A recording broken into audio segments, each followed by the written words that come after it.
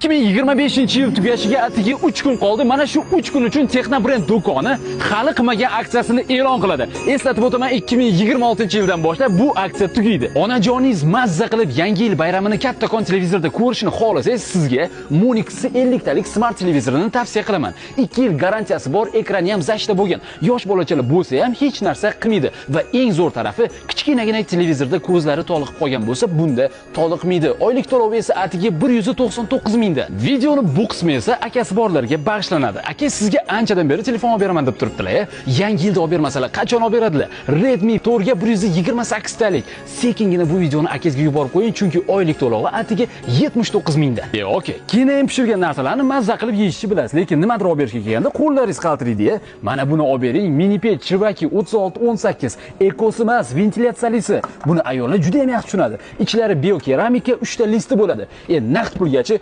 790 mingga berib yuboramiz. Videoni bu qismi esa barchaga tegishli. Texnobrand do'konidan nima xarid qilishingizdan qat'iy nazar, mana bu barabarni bitta aylantirasiz va mana bu yerda turgan sovg'alardan birini yutib olish imkoniyatiga ega bo'lasiz. Texnobrand do'koni o'zi qayerda joylashgan deb har safar so'raysizlar, yaxshilab tushuntiraman. Radugadan kosmosga chiqib ketaverishda Metallurg madaniyat saroyiga yetmasinglardan chap qo'lda shundoqqina Organic supermarketining yonginasida joylashgan. Bu aksiyalar esa nafaqat Olmaliqqa, balki Bo'ka va Yangiyo'ldagi Texnobrand filiallariga ham amal qiladi. Bu narsalarni xarid qilish uchun o'zingizlar bilan bitta dona pasport olib kelsanglar ham bo'ladi. Agar talaba bo'lsangiz talabalik guvohnomasi, pensioner bo'lsangiz pensiya guvohnomasi ham bo'laveradi. Mashinangiz bo'lsa texpasport ham o'taveradi. Yangi yilga yaxshi variantlar ko'rsatdim degan umiddaman. Bu videoni esa sizga, aynan sizga sovg'a olib berish kerak bo'lgan yaqinlaringizga yuborib qo'ying.